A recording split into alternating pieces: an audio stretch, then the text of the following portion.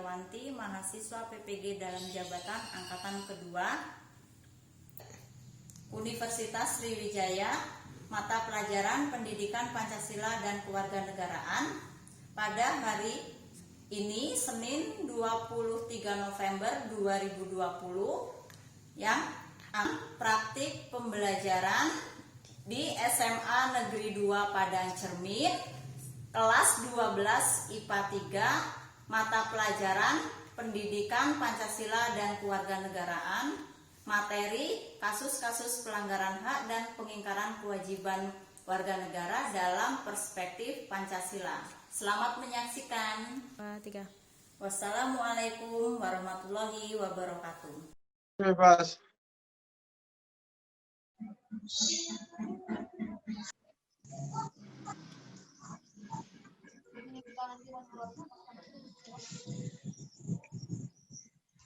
Assalamualaikum warahmatullahi wabarakatuh. Waalaikumsalam warahmatullahi wabarakatuh. Selamat pagi anak-anak. Pagi Bu. Gimana kabarnya? Sehat hari ini? Alhamdulillah. Baik. Pastinya masih semangat ya untuk pagi ini, untuk kegiatan pembelajaran kita. Oke, sebelum kita mulai pembelajaran pagi hari ini, seperti biasa, Ketua kelas silakan dipimpin untuk berdoa terlebih dahulu. Silakan Adli. Baik, sebelum mengawali kegiatan kita pada pagi hari ini, berdoa mulai.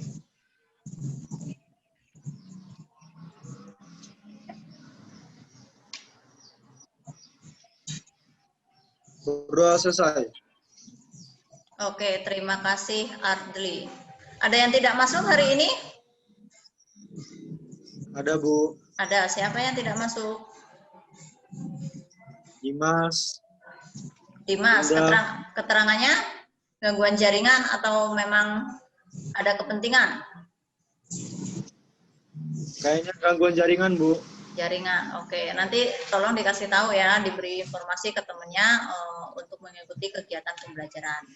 Ya, sebelum kita masuk ke materi yang berkaitan, materi kita pada pagi hari ini berkaitan dengan kasus-kasus pelanggaran hak dan pengingkaran kewajiban warga negara ya. Tapi sebelum itu Ibu ambil contoh terlebih dahulu kasus-kasus pelanggaran hak dan pengingkaran kewajiban warga negara itu seperti apa? Iya, contoh umumnya, contoh realnya mungkin kalian kalau sering menonton berita di televisi itu kasus-kasus misalnya tentang pelanggaran lalu lintas. Nah, itu bisa dikatakan atau dikategorikan sebagai kasus pelanggaran hak dan pengingkaran kewajiban warga negara. Tapi sebelum itu Ibu tanya dulu materi minggu lalu. Apakah ada yang masih ingat untuk materi minggu lalu? Bu. Boleh, berkaitan dengan apa? Berkaitan dengan HAM, hak asasi manusia. Hak asasi manusia. Apa pengertian dari hak asasi manusia itu?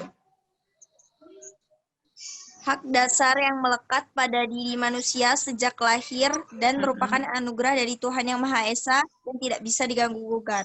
Iya, betul sekali. Itu ya, itu pengertian dari hak asasi manusia. Oke ya, ini sambil menunggu Ibu share materi kita hari ini. Ini agak susah karena kendala jaringan juga mungkin ya. Nah ini ya, kasus-kasus pelanggaran hak dan pengingkaran kewajiban warga negara ya dalam perspektif Pancasila. Nah sebelum kita membahas tentang hak dan kewajiban, kita bahas dulu yang berkaitan dengan hak dan kewajiban itu sendiri yang tertuang dalam sila-sila Pancasila.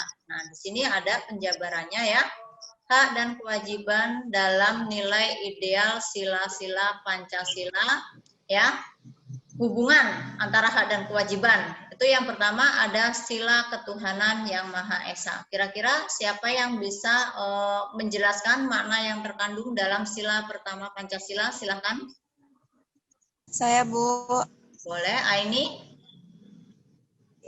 Makna yang terkandung dalam sila pertama yaitu menjamin hak kemerdekaan untuk memeluk agama. Oke, betul sekali ya. Sila ketuhanan yang Maha Esa itu berkaitan dengan keyakinan kita untuk memilih agama dan kepercayaan yang kita anut. Jadi tidak ada paksaan, tidak ada diskriminasi dari orang lain. Itu benar-benar atas kemauan atau kesadaran dari kita sendiri ya. Kemudian sila kemanusiaan yang adil dan beradab. Siapa kira-kira yang bisa? Makna yang terkandung Saya, dalam Bu. sila kedua, boleh Ardli? Ya, makna yang terkandung dalam sila kemanusiaan yang adil dan beradab adalah menempatkan setiap warga negara pada kedudukan yang sama dalam hukum. Iya, betul sekali. Berarti hukum itu harus adil, harus sama rata ya. Tidak memandang status sosial seseorang ya. Harus benar-benar ditegakkan untuk keadilan itu sendiri. Kemudian yang berikutnya sila persatuan Indonesia. Yo, siapa yang mau mengemukakan? Saya, Bu. Oke, Sesi. Sila ketiga, yaitu Persatuan Indonesia mengutamakan adanya unsur pemersatu di antara warga bangsa dan negara di atas kepentingan pribadi atau golongan. Iya, pemersatu bangsa. Intinya kita harus mengutamakan kepentingan utama itu kepentingan negara ya. Ini berkaitan dengan nasionalisme dan patriotisme. Kita harus benar-benar menunjukkan jiwa nasionalisme dan jiwa patriotisme sebagai warga negara Indonesia. Oke. Kemudian yang berikutnya sila kerakyatan yang dipimpin oleh hikmat, kebijaksanaan dalam permusyawaratan perwakilan. Kira-kira siapa?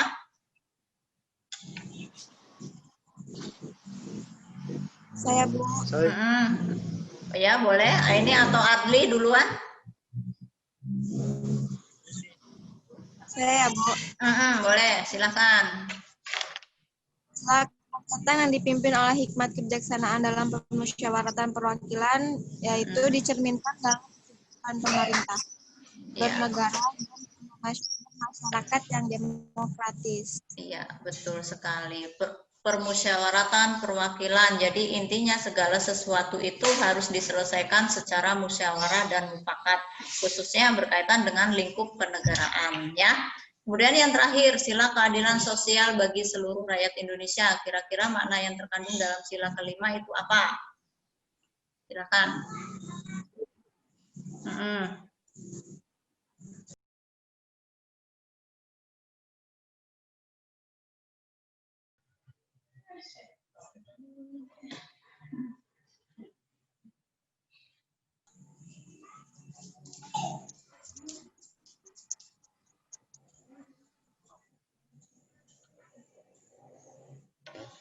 Oke ya, yang berikutnya sila keadilan sosial bagi seluruh rakyat Indonesia. Kira-kira siapa yang mau mengemukakan makna yang terkandung dalam sila kelima ini?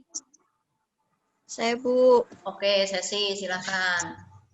Sila keadilan sosial bagi seluruh rakyat Indonesia mengakui hak milik perorangan dan dilindungi pemanfaatannya oleh negara serta memberi kesempatan sebesar-besarnya pada masyarakat. Ya, itu yang dikatakan yang berkaitan dengan keadilan sosial bagi seluruh rakyat Indonesia. Jadi intinya masyarakat itu memiliki kesempatan yang sangat luas ya. Oke ya, kita lanjutkan materi kita. Nah, baru di sini kita masuk ke pengertian hak ya. Pengertian hak warga negara. Siapa yang mau mengemukakan? Coba. Nih, Ibu share, kemudian juga di Google Classroom juga udah Ibu share juga ya materinya berkaitan dengan hak warga negara. Silakan siapa yang mau mengemukakan? Saya, Bu. Oke, Aini. Hak adalah suatu yang seharusnya dimiliki oleh setiap warga negara sesuai dengan ketentuan yang berlaku, Bu. Iya, betul sekali. Hak itu adalah sesuatu yang seharusnya dimiliki oleh setiap warga negara. Kalau ada kata seharusnya berarti kayaknya belum sepenuhnya semuanya itu memiliki hak ya yang seutuhnya ya, karena mungkin ada diskriminasi. Nah, yang berkaitan dengan hak warga negara itu berkaitan dengan pasal 27 ayat 1. Ada yang tahu isi dari pasal 27 ayat 1 kira-kira apa? Siapa? Saya, Bu. Sesi apa? Ya, Sesi ya. Pasal 27 ayat 1 tentang segala warga negara bersamaan kedudukannya di dalam hukum dan pemerintahan dan wajib menjunjung hukum dan pemerintahan itu dengan tidak ada kecualinya. Oke, betul sekali ya. Jadi intinya segala warga negara bersama dalam kedudukannya di dalam hukum dan pemerintahan ya. Itu isi dari pasal 27 ayat 1. Kemudian yang berikutnya pasal 28. Ada yang tahu isi dari pasal 28? Siapa kira-kira?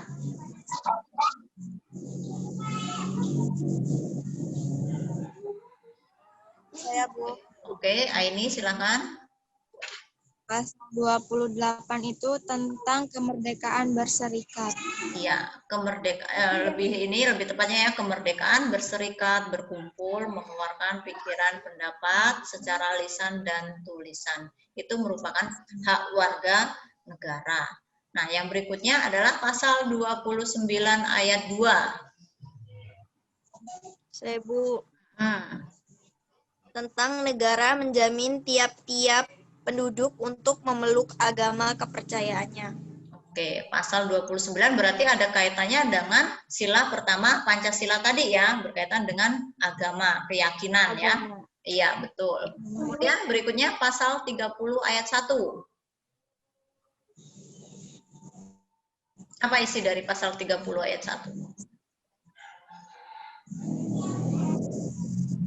Saya, Bu. Silahkan, Aini. Pasal 30 ayat 1 tentang pertahanan dan keamanan. Iya, tentang pertahanan dan keamanan negara. Oke, kita lanjut. Nah, ini tadi pengertian hak warga negara yang tertuang dalam pasal-pasal pembukaan UUD 1945 ya. Nah, kemudian di sini Ibu berikan contohnya. Contoh hak warga negara itu kira-kira apa saja. Nah, ini sambil kalian lihat nanti ya. Nah, ini contoh hak dalam Undang-Undang Dasar 1945 yang berkaitan dengan pasal 27 ayat 1. Itu gambarnya sedang apa itu kira-kira? Kelihatan kan?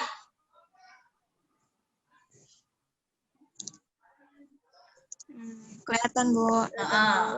Kegiatan apa itu? Gambar itu menunjukkan apa? Sedang melakukan persidangan. Iya, betul sekali. Persidangan ya. Ya, itu tadi berkaitan dengan pasal 27, persamaan hak di depan hukum dan pemerintahan ya. Kemudian di pasal 28 itu contohnya apa kira-kira? Gambar yang tertuang dalam pasal Kelompok 8. sedang berdiskusi kelompok. Sedang berdiskusi kelompok. Iya, betul sekali. Jadi intinya berkaitan dengan berkumpul dan berserikat, berpendapat, mengemukakan pendapat ya. Kemudian yang berikutnya pasal 29. Ya. Gambar dari pasal 29 ini menunjukkan apa? Berdoa menurut kepercayaan masing-masing. Iya, agama, berdoa menurut kepercayaan masing-masing. Yaitu tadi ya, pasal 29 berkaitan dengan Pancasila, khususnya sila pertama ya. Kemudian pasal 30 ya, ini menunjukkan seorang tentara sedang duduk berdiskusi dengan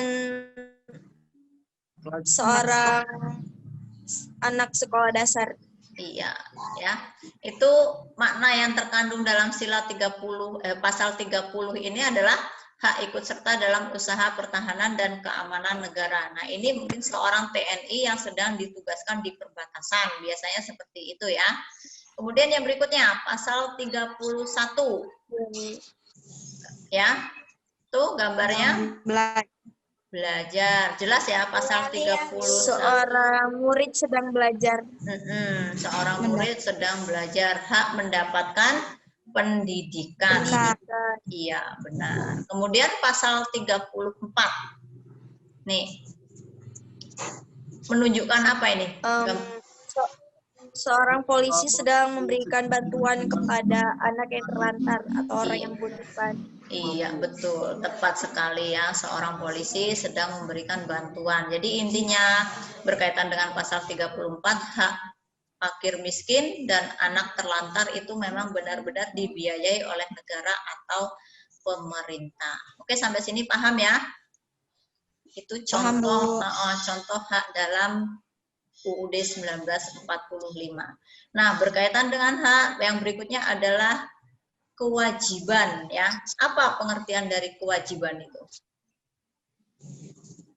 Siapa Saya, yang Bu. Oke, Adli silahkan jabarkan. Pengertian dari kewajiban adalah segala hal yang harus dilakukan oleh setiap orang menentukan hak sesuai dengan ketentuan yang berlaku. Iya, betul sekali. Kewajiban itu segala hal yang harus dilakukan. Nah, contohnya misalnya kalian sebagai seorang pelajar, hak kalian itu apa? Belajar, Bu. Belajar. Pendidikan. Kemudian apalagi kira-kira? Nah, kemudian nanti kalian menuntut hak kalian. Menuntut hak kalian apa? Yang mendapatkan hasil yang baik, hasil yang bagus dan maksimal, ya. Nah, kemudian pasal yang tertuang dalam berkaitan dengan kewajiban warga negara itu hampir sama dengan pasal yang tertuang dalam hak itu tadi ya, karena hak dan kewajiban itu dua hal yang memang tidak bisa dipisahkan, gitu ya. Kita harus melakukan kewajiban, baru kita menuntut haknya ya. Nah, kemudian ini Ibu beri contoh kewajiban warga negara. Yang pertama, gambar apa kira-kira? Kelihatan kan? Berkaitan dengan pasal 27 ayat 1.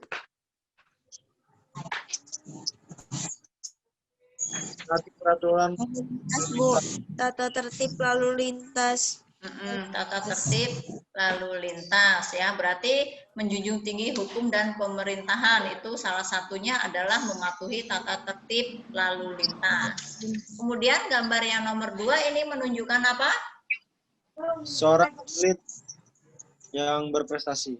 Oke, betul sekali. Seorang atlet yang berprestasi. Intinya bela negara itu bukan hanya istilahnya kita membela negara itu dengan cara berperang, itu tidak ya. Dengan salah satu kita berprestasi itu juga salah satu dari bukti bahwa warga negara Indonesia itu membuktikan kalau dia itu memiliki prestasi di kancah internasional misalnya, seperti itu ya. Nah, gambar yang ketiga ini pasal 30 ayat 1. Tentara Nasional Indonesia ya, ikut serta dalam usaha pertahanan dan keamanan negara. Memang garda terdepan itu untuk pertahanan dan keamanan negara itu adalah TNI. Kalau Polri itu keamanan ya, kalau pertahanan itu adalah TNI dan Polri. Kemudian gambar yang keempat itu menunjukkan apa? Sedang belajar, Bu. Sedang belajar. Berarti itu berkaitan dengan pasal berapa tadi? 31 ayat 1. 31 ayat 1 ya, tentang pendidikan. Nah, itu juga diatur pendidikan dasar dan menengah itu wajib belajar 9 tahun. Jadi SD 6 tahun dan SMP itu bisa dikatakan kalau untuk sekarang itu wajib belajar 9 tahun dibiayai oleh pemerintah ya. Oke, sampai sini paham? Ada pertanyaan kira-kira? Paham, Bu. Paham. Oke, kalau paham berarti kita lanjutkan ke pelanggaran dulu ya. Tadi ada hak, ada kewajiban. Pasti antara hak dan kewajiban juga pasti ada yang melanggar. Nah, kita berbicara tentang pelanggaran hak warga negara. Apa sih pengertian dari pelanggaran hak warga negara itu? Pelanggaran hak. Silakan. Saya, Bu. Oke, Aini. Pelanggaran hak adalah setiap perbuatan baik disengaja atau kelalaian yang melawan, mengurangi, menghalangi, dan atau mencabut hak seorang sebagai warga negara. Iya, betul sekali, pelanggaran hak ya. Perbuatan baik disengaja atau kelalaian, itu yang berkaitan dengan pelanggaran hak ya. Itu di situ ada gambar seorang pelajar menengah atas ya. Itu mungkin sedang apa kira-kira itu?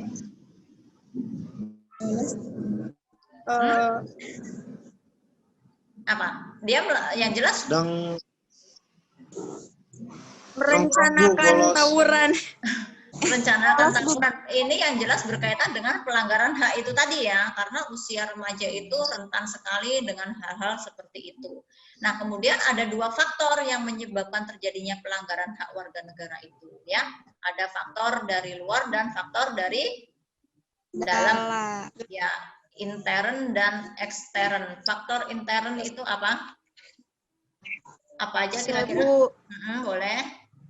Satu, sikap egois atau terlalu mementingkan diri sendiri. Dua, kurangnya kesadaran akan hak orang lain. Tiga, adanya sikap tidak toleransi. Nah, itu faktor dari dalam diri kita masing-masing. Yang utama itu adalah sikap egois, mau menang sendiri, dan mementingkan diri sendiri. Itulah yang menyebabkan terjadinya pelanggaran hak. Kemudian faktor eksternnya, faktor dari luarnya kira-kira apa? Saya, Bu. Ardi, silakan.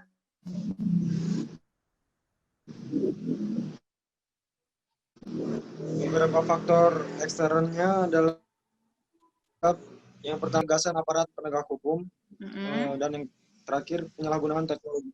Nah, itu ya, itu faktor dari luarnya. Ini berkaitan dengan lingkup pemerintahan itu sendiri yang tidak tegas, aparat penegak hukum, kemudian memiliki kedudukan, memiliki kekuasaan, disalahgunakan. Ya, oke. Kita lanjutkan ke materi berikutnya, pengingkaran kewajiban warga negara. Nah, ini apa pengertian dari pengingkaran kewajiban?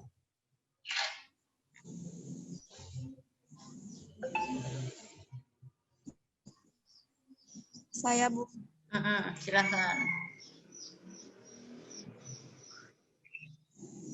Pengingkaran kewajiban adalah pola tindakan warga negara yang tidak melaksanakan kewajiban sebagaimana mestinya, sesuai dengan ketentuan yang berlaku. Iya, itu pengingkaran ya. Pola tindakan berarti kan yaitu berkaitan dengan individu masing-masing. Faktor penyebabnya hampir sama dengan pelanggaran hak tadi ya. Yang pertama itu dari dalam diri kita masing-masing berkaitan dengan sikap egois itu sendiri ya.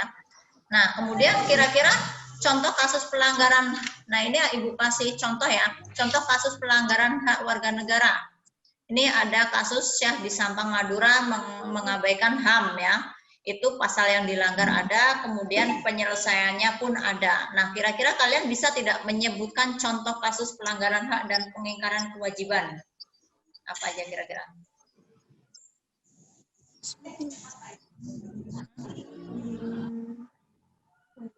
Contoh pelanggaran hak, salah satunya kasus kriminalitas, Bu. Tingginya kasus kriminalitas. Nah, itu sering sekali kita lihat misalnya berita di televisi gitu ya. Marak kasus entah itu pencurian, pembunuhan, dan sebagainya. Kemudian apa lagi kira-kira?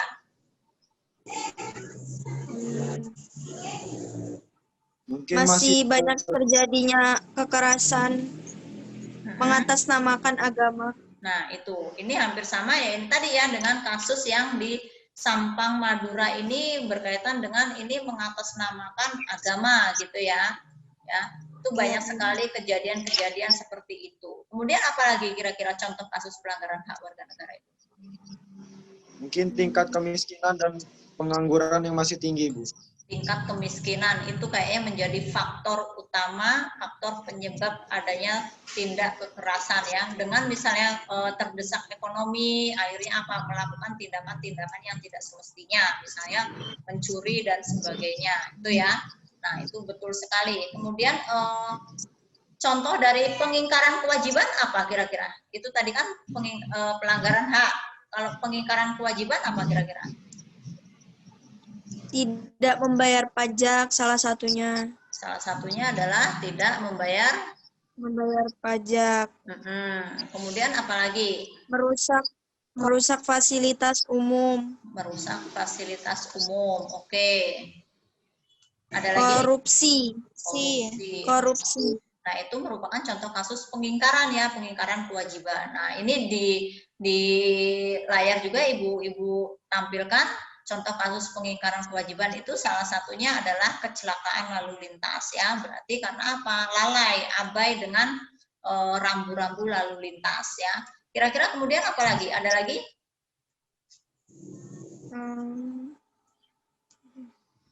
Upaya apa sih sebenarnya yang harus dilakukan warga negara supaya kasus pelanggaran HAK dan pengingkaran kewajiban warga negara itu tidak terjadi lagi?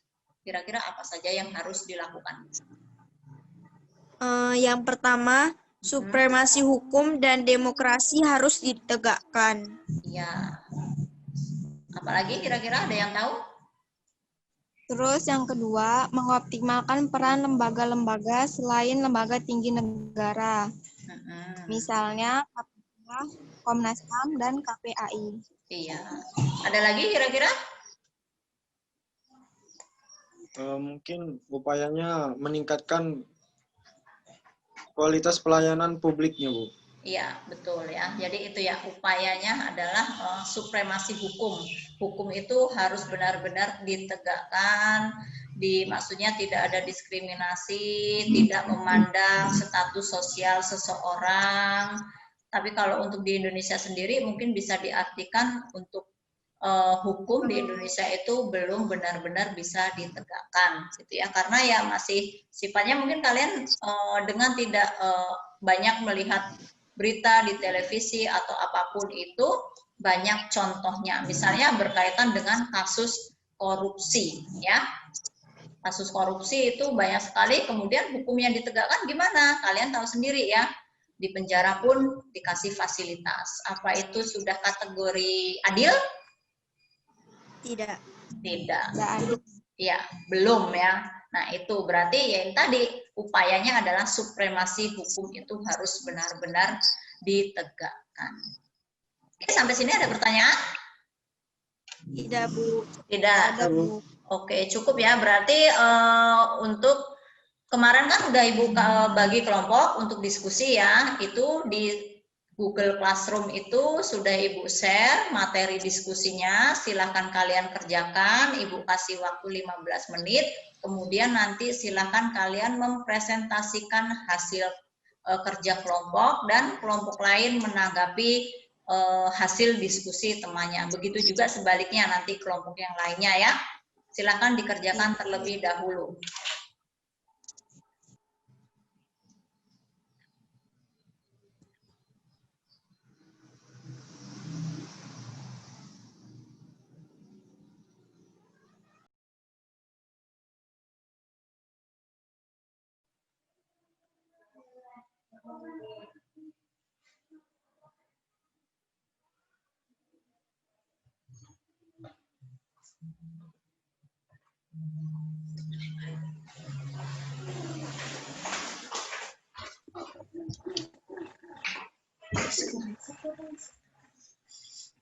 Kendala jaringan sepertinya ya, Ibu keluar barusan ini. Sambil menunggu yang lain ya.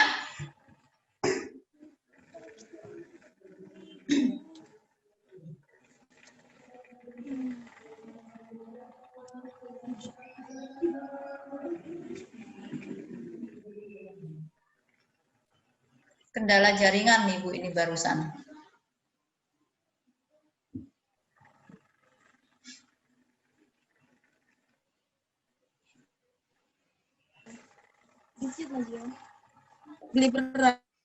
Oke ya, sambil menunggu yang lain masuk, kita lanjutkan ya. Sampai sini paham tidak untuk materi yang barusan Ibu sampaikan?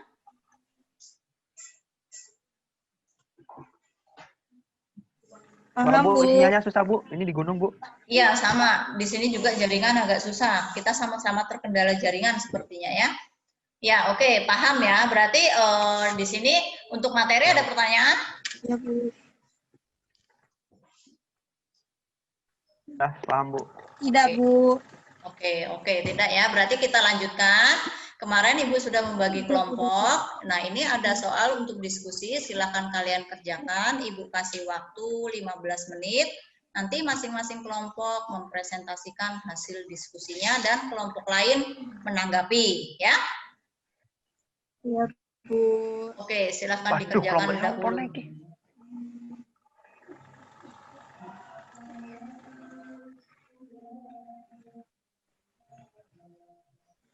Bu, isinya nge-lag, Bu. Aduh. Oke, sudah? Sudah, Bu. Sudah selesai semua ya. Kelompok satu dulu ya. Bacakan soalnya, kemudian sebutkan jawaban kelompoknya, ya. Silakan. Iya, Bu. Siapa? Sesi. Iya, Bu. Ya. Oke, silakan. Soal diskusi yang pertama, menurut Anda apa yang harus dilakukan pemerintah dalam menyelesaikan persoalan pelanggaran hak dan pengingkaran kewajiban sebagai warga negara? Jawab, 1. Pemerintah harus melakukan sosialisasi ke seluruh masyarakat akan pentingnya menjalankan kewajiban sebagai warga negara. 2. Pembuatan dan pemberian sanksi yang tegas dan logis bagi warga negara yang mengingkari kewajiban hak dan melanggar hak. 3. Melindungi dan membantu orang atau pihak yang tidak mendapatkan haknya sebagaimana mestinya. Oke, itu dari kelompok sesi ya. Kemudian kelompok lain ada yang mau menanggapi? Gimana? Yang berkaitan dengan apa yang harus dilakukan pemerintah dalam menyelesaikan persoalan pelanggaran hak dan pengingkaran kewajiban warga negara. Ya, ada yang mau menambahkan? Cukup? Siap, cukup, Bu. Oke, Adli, silahkan. Yang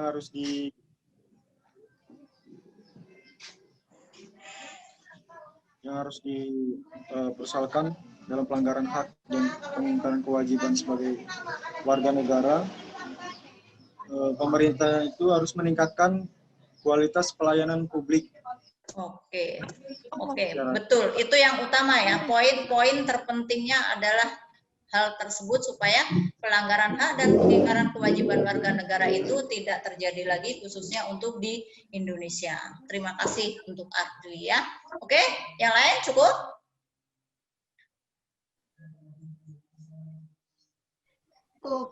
Cukup. Oke, kita lanjut ke kelompok berikutnya. Silakan, siapa yang mewakili dari kelompok berikutnya, kelompok 2?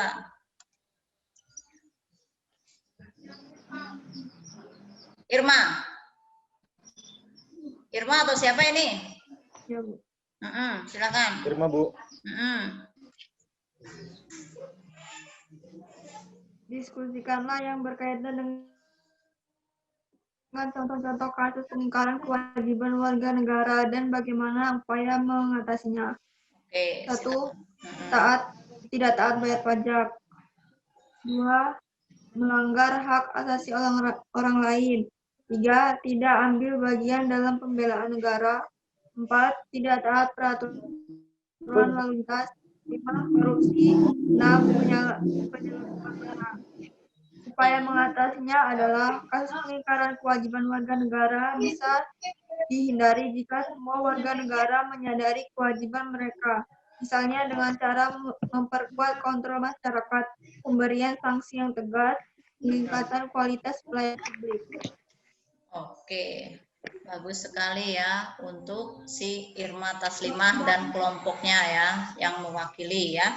Nah di sini soal ini intinya upaya itu yang berkaitan dengan balik lagi ke pemerintah sebagai aparat penegak hukum harus benar-benar bertindak secara tegas dan adil ya untuk keadilan kesejahteraan warga negaranya. Oke ya. Kemudian ini materi kita udah selesai ya. Siapa yang bisa menyimpulkan untuk kegiatan pembelajaran hari ini? Silahkan. Oke. Reno. Siapa? Silakan.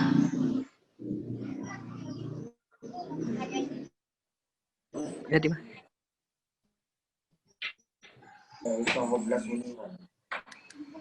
Cari nanti. Siapa yang mau menyimpulkan? Mana tadi? Mana? Silakan, silakan. Terakhir. Ini Terakhir. mungkin Agim. Iya. Bu, kesimpulan Bu ya? Tarik Siapa game. Kesimpulannya Oke, saya Bu. Oke, boleh Agim ya. Game. Kesimpulannya, jadi pada intinya antara hak dan kewajiban harus bisa seimbang. Kita harus melakukan kewajiban terlebih dahulu, baru bisa menuntut hak sesuai dengan kewajiban yang sudah kita lakukan. Kemudian contoh kasus pelanggaran hak dan pengingkaran kewajiban warga negara yang ada di Indonesia masih sangat tinggi. Oke, ada yang bisa mau menambahkan lagi? Bu, Boleh? Sesi? upaya yang harus dilakukan pemerintah adalah mengoptimalkan peran lembaga negara, supremasi hukum harus ditegakkan demi tercapainya keadilan yang seadil-adilnya tanpa ada diskriminasi. Oke, betul sekali. Tepat sekali ya. Itu kesimpulan dari Ya, pembelajaran kita tepat hari sekali, Bu. ini. Intinya ya, kewajiban Masuk itu Bu, masuk. ya, hak dan kewajiban harus bisa seimbang ya. Kita harus melakukan kewajiban terlebih dahulu, baru kita untuk menuntut hak kita ya. Contoh seperti kalian sebagai seorang pelajar, kewajiban kalian adalah belajar. Kemudian menuntutnya apa? Kalian harus mendapatkan hasil yang baik atau hasil yang maksimal. Nah, betul sekali tadi ya contoh pelanggaran hak dan pengingkaran itu masih sangat tinggi sekali ya, kasus-kasus pelanggaran itu masih sangat banyak dan sering terjadi di Indonesia ya. Upayanya memang betul, itu balik lagi ke aparat penegak hukum harus benar-benar tegas, pemerintah itu tadi ya. Jadi tidak ada diskriminasi maupun dari rakyat menengah ke bawah, menengah ke atas, tidak ada perbedaan. Intinya hukum benar-benar harus ditegakkan. Kalau istilahnya itu hukum bukan yang sekarang itu, kalau istilahnya mungkin kalian sering mendengar hukum itu tumpul ke atas tapi runcing ke bawah. Nah itu dalam kategori berarti kalau untuk hukum di Indonesia itu sendiri masih belum adil. Dalam artian apa? Tumpul ke atas untuk orang-orang yang menengah atas ya, dari misalnya pejabat dan sebagainya, itu mungkin beranggapannya hukum bisa dibeli dengan uang gitu ya. Tapi kalau untuk rakyat biasa, contoh misalnya entah maling ayam atau apa, tapi hukumnya tidak sesuai dengan apa yang dilakukan. Itulah yang dikatakan hukum itu tumpul ke atas, runcing ke bawah. Untuk di Indonesia sendiri, kalau menurut Ibu, memang belum benar-benar tegas ya, belum benar-benar adil untuk tindakan penegak. Kurang tegas. Iya, betul sekali. Nah, kemudian ini materi kita udah selesai ya. Ibu tadi udah share tugas di Google Classroom, silahkan nanti dikerjakan, jangan lupa dikumpulkan hari ini juga ya. Untuk materi minggu depan itu berkaitan. Oke, siap Bu, secepatnya Bu. Ya, terima kasih. Untuk materi minggu depan itu berkaitan dengan sistem dan dinamika demokrasi yang ada di Indonesia ya. Itu untuk materi minggu depan. Oke, untuk pertemuan hari ini cukup. Tugas jangan lupa dikumpulkan, tapi sebelum kegiatan pembelajaran hari ini selesai, silakan ketua kelas dipimpin berdoa terlebih dahulu. Baik, untuk mengakhiri kegiatan kita pada pagi hari ini, berdoa mulai.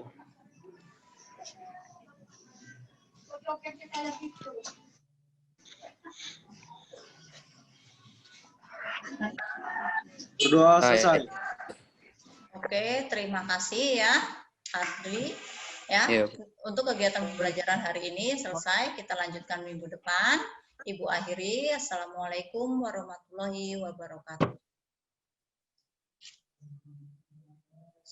Waalaikumsalam warahmatullahi wabarakatuh. Udah selesai Bu ya?